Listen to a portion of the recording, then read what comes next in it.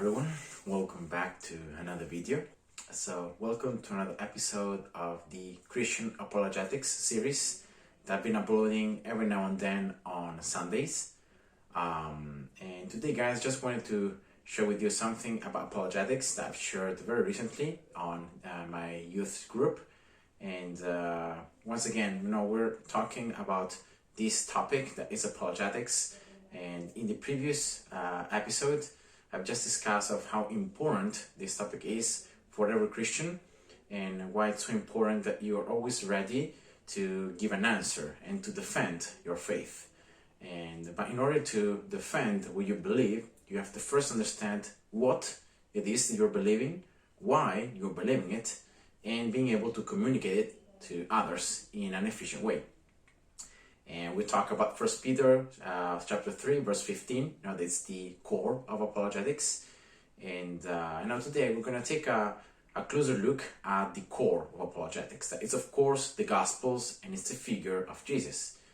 And all Christianity is based on Jesus. And so we're going to take a look today at the Gospels and to see if we can consider them like reliable eyewitnesses accounts of events, of facts that happened back in history, and if there is some way how we can look at them in this way, and therefore we can investigate the claims of the Gospels, so what it's written in the false Gospels, to try to help us to understand a bit more about the nature of these accounts, and to investigate them, to try to see, okay, but can we try to see if they're actually truthful, if the events, written there actually happened, or as many believe, it's just fairy tales, or it's just something that it was made up.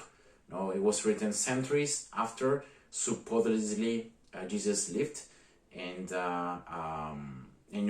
just by a bunch of other followers. So events that cannot really be true. And I have the Bible here because I want you here to take your Bible and to try to analyze these different passages.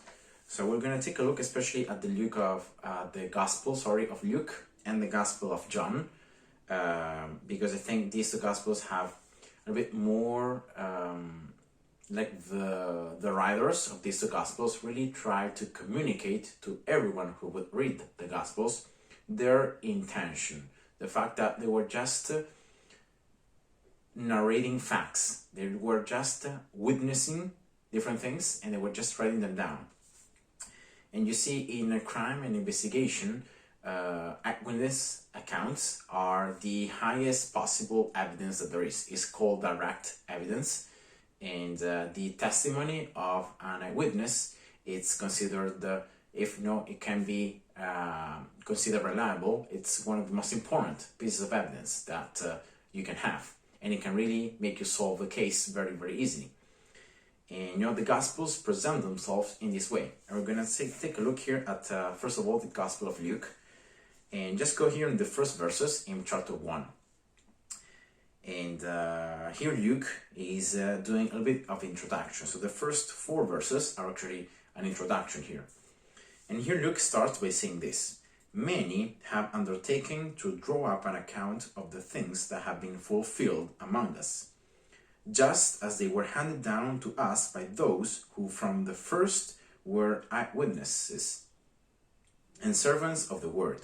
Therefore, since I myself have carefully investigated everything from the beginning, it seemed good also to me to write an orderly account for you, most excellent Theophilus, so that you may know the certainty of the things you have been taught." So you can see here this introduction of this gospel from Luke is very important, because here he is making it very clear that what he's about to write, it's something based on eyewitness accounts. So when Luke was writing his gospel, probably the Gospel of Mark was already around, because the Gospel of Mark is the oldest of the 4 Gospels.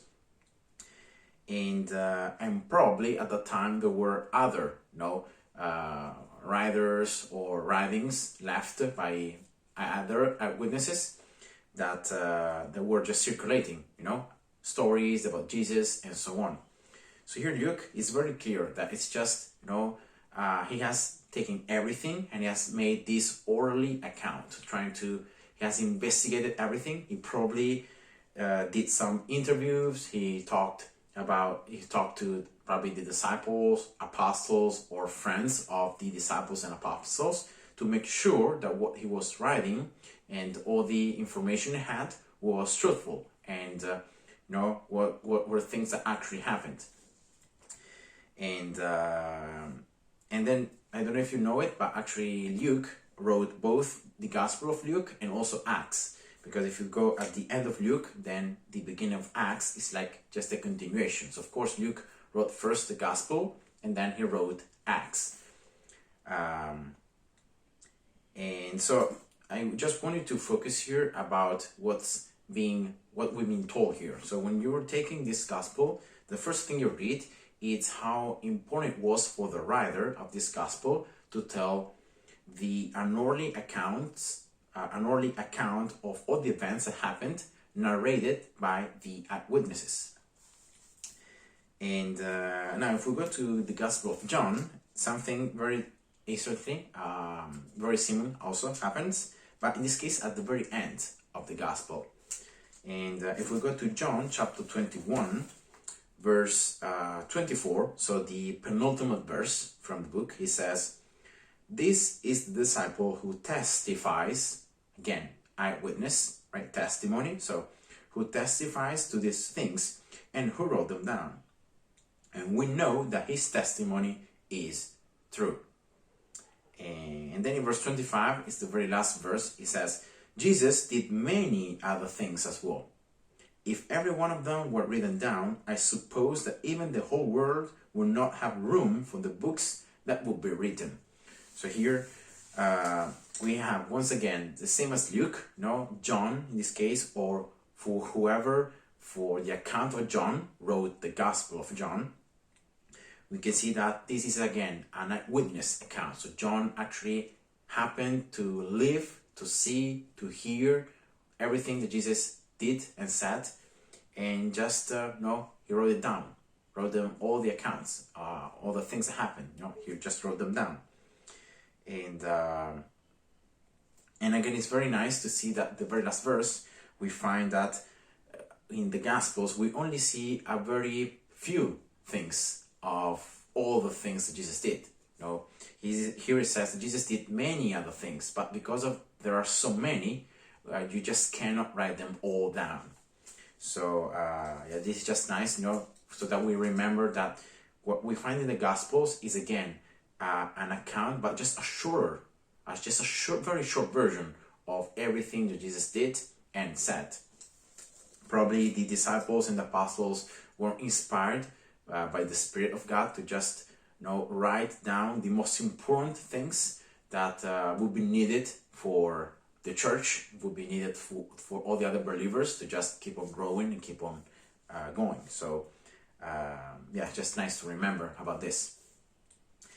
And even if in the Gospel of Matthew, in the Gospel of Mark, we don't have such a clear statement by the writer that they were writing down eyewitness accounts or things that actually happened to people that were living in that moment, but we can conclude that all the Gospels have the same kind of testimony, right? They're just trying to, as historical books, right? They're just doing a biography of the time. They're just trying to describe and narrate events that actually took place and that occurred.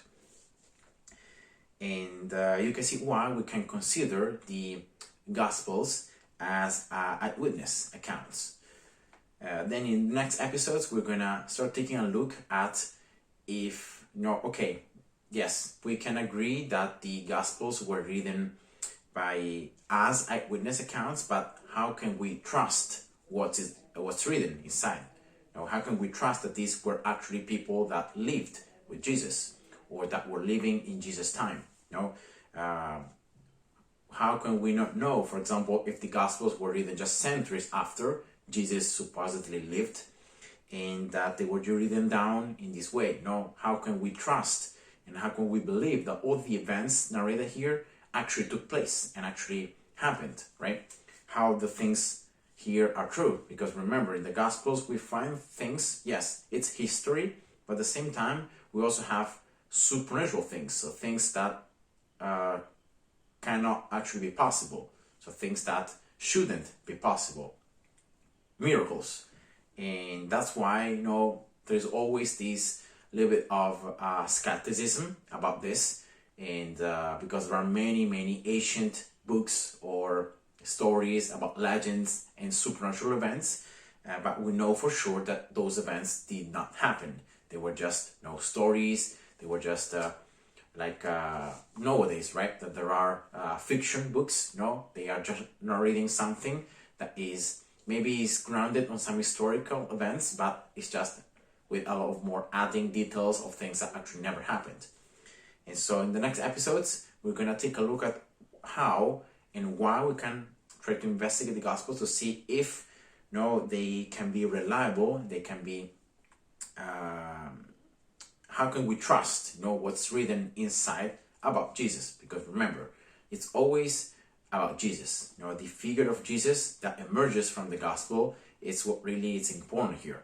Because if the Gospels can be considered false, so they're saying wrong things or they're saying false things about Jesus, then everything of Christianity just crumbles, right? Because Christianity is founded on Jesus. So if we can demonstrate that Jesus didn't perform miracles or that Jesus didn't do the things that the Gospels say that he did, then, you know, all of Christianity is just false. So yeah, in the next episodes we're gonna talk about all these topics and how we can actually investigate the Gospels and how we can answer to every objection, every doubt, and every problem that arises from this, and how can we really trust and consider the Gospels as reliable. So thanks for watching. God bless you and see you. Bye bye.